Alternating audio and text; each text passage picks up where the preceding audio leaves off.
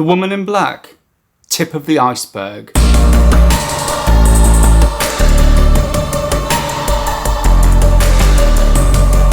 Welcome to By Candlelight, beaming goth, dark wave and post-punk straight into your brain. Fire at will, dum-dum bullets and shoot to kill. The beam won't actually kill you.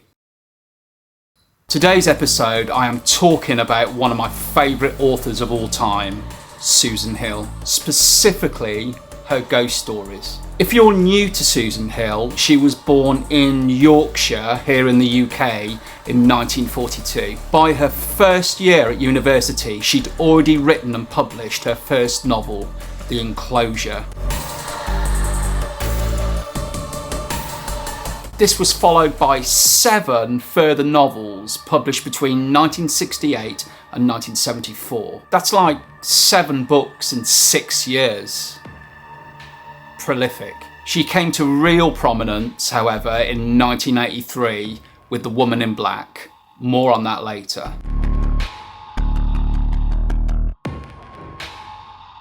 So although Susan has written a range of different themed fiction, non-fiction and even children's stories, it's her ghost stories that I'll be focusing on today. Funny that, but let me just talk about why I love her writing so much. Simplistically, it's like having a modern day M.R. James still with us. M.R. James was known as the originator of the antiquarian ghost story, and Susan very much writes in the same sort of style. So those passages that generate those feelings of foreboding and dread, just through the clever and creative use of descriptive writing, well, that's very James in style. In her stories, it really feels like Susan considers the names of her towns, villages, houses, and even her characters to wring out every last drop of creepiness. Take The Woman in Black as an example. The main location is the town called Crythin Gifford. The name of the house, Eelmarsh House. Alice Drablow. Just all those names sort of drip uneasiness, creepiness, foreboding. And it's really, really clever, and she does this throughout all of her novels. It's this attention to every last word that makes me just love Susan's writing. Also, the coziness. So here in the UK, we have an annual Ghost Story for Christmas, which is shown on Christmas Eve every year, or at least most years. Viewers in other territories, let me know if you get these, or if you have something different. Taking stories written by M.R. James, Edith Nesbit and Charles Dickens, it really evokes that feeling of being in front of a real fire, being read a traditional ghost story. And such is the feeling that you get from a Susan Hill ghost story. Maybe in the future, some of her stories might be used in this series, which is entirely possible. More on that later. So let's look at those books in more detail. Just to say that most of her ghost stories are available in these beautiful reduced sized hardback editions with the most gorgeous dust jackets. Let me just show you one of them right now. And whether you can see that, it's just beautiful. It's got like embossed lettering on it, and just the artwork, so beautiful. Can't judge a book by its cover, but you can admire the cover. So in no order whatsoever, let's start with the man in the picture. No spoilers here, so I'm just going to read the description on the inside cover. A mysterious depiction of masked revelers. Are you liking the creepy music? Sorry. A mysterious depiction of masked revelers at the Venice Carnival hangs in the college rooms of Oliver's old professor at Cambridge. On this cold winter's night, as they sip whiskey by the fire, the picture's eerie secret is revealed by the aging Don. The dark art of the Venetian scene, instead of imitating life, has the power to entrap it. To stare into the painting is to play dangerously with unseen demons, to become victim of its macabre beauty. I quite enjoyed this one. I find haunted objects particularly fascinating, and it makes a change from the normal human entity. Whilst this is set in modern times, you don't actually realise it at first because of the way that Susan writes. She creates a timeless feel to this story, which is in her usual style. I'm not sure whether M.R. James's The Mezzotint was an inspiration for this one, as there are parallels in terms of it being about a haunted work of art. But yeah, love the idea of this one, and it's written superbly. Next, it's Printer's Devil Court. On a dark November evening at the turn of the century, 3 medical students make an unholy pact. For the young Hugh Meredith, it is the beginning of a nightmare that will pursue him to the grave and perhaps beyond. In the cellar of their narrow lodging house in Printer's Devil Court, and in a subterranean annex of the hospital, they begin to experiment with the boundaries that separate the living and the dead, witnessing events both extraordinary and terrifying. Not bad, something a bit Frankenstein-esque. Put me off a bit. Not that I dislike Frankenstein. Again, the writing is very Victorian and almost hides its true era of 1940 to 1941. And we know this because there are mentions of the Blitz. It's also a novella, and it was actually featured in some copies of a collection of ghost stories by Susan. With novellas, you haven't really got a lot of time to hit your pace. Sometimes this can be a great limitation. Take Shirley Jackson's The Lottery as a masterclass of short horror fiction. For me, Printer's Devil Court didn't quite hit my expectations, despite it being beautifully written. Next up is The Mist in the Mirror. Creepy music, please. Cheers.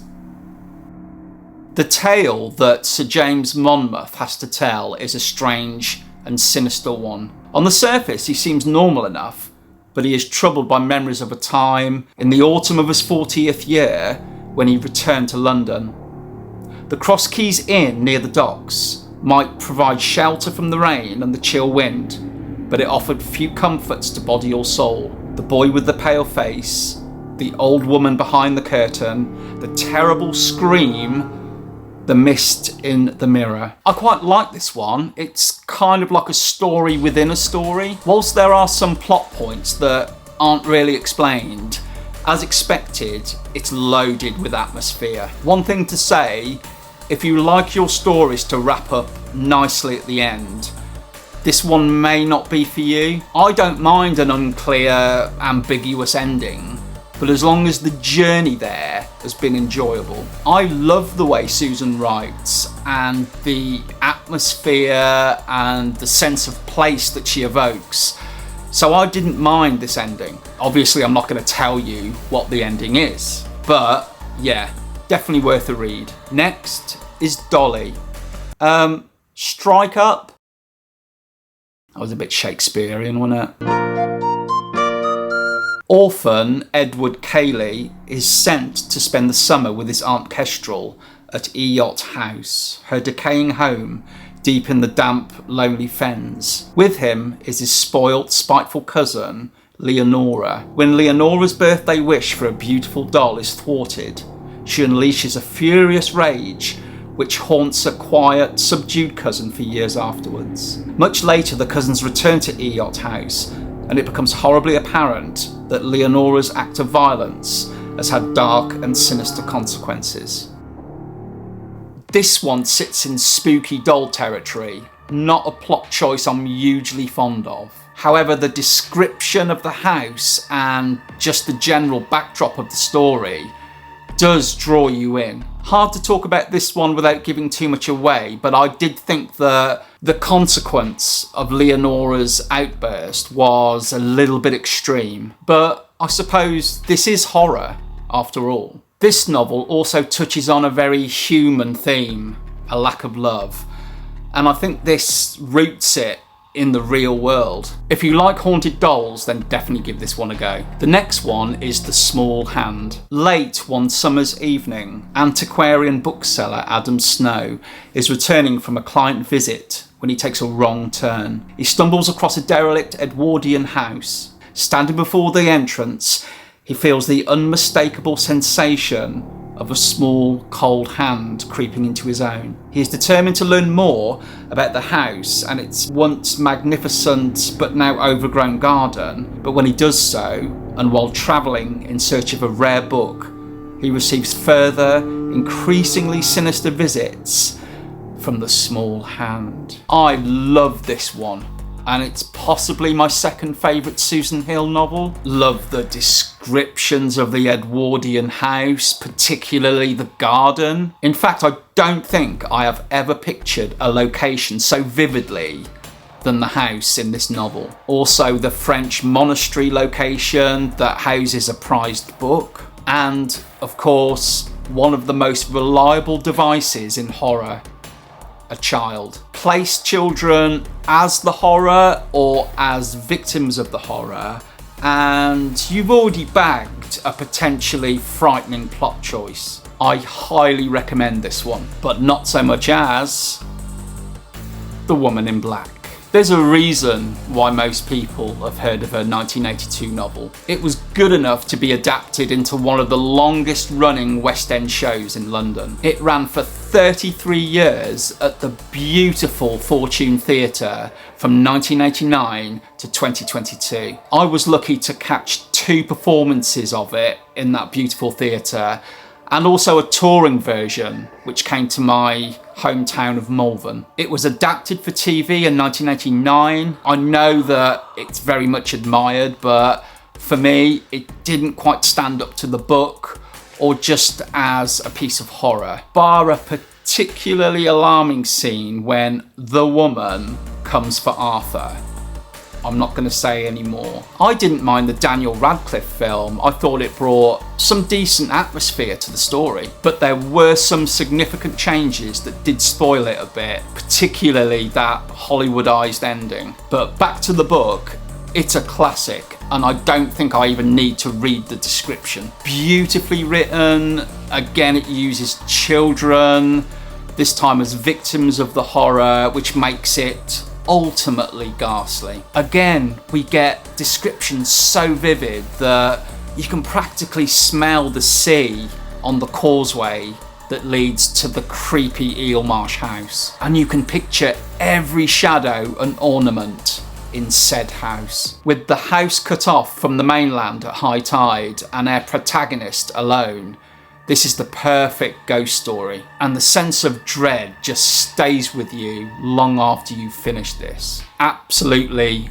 essential. I've shown this before, but I managed to pick up an autograph version. Let's just zoom in. Remember when I mentioned earlier about the potential for a Susan Hill story to be featured in a ghost story for Christmas? Well, in 2016, she published this collection of ghostly short stories, The Travelling Bag. These would be ideal as future Ghost Story for Christmas episodes. It contains 4 very short stories, which are The Travelling Bag, Boy 21, Alice Baker, and The Front Room. Worth checking out if you like Susan's other works. So, those are the ghost stories of Susan Hill. Her superpower is descriptive writing that can make any era feel like Victorian times. She can make you picture a town, a house, or just an object in minute detail. She can make you smell the embers of a fire or a well-trodden wooden staircase. And she can fill you with fear and dread in a way that the old masters could. It's such a privilege to exist in her time, even though her novels feel like she's from a completely different era. A talented writer and a genius of the ghost story. But I know she's there. I'm not looking at her. Till next time, see you hopefully later.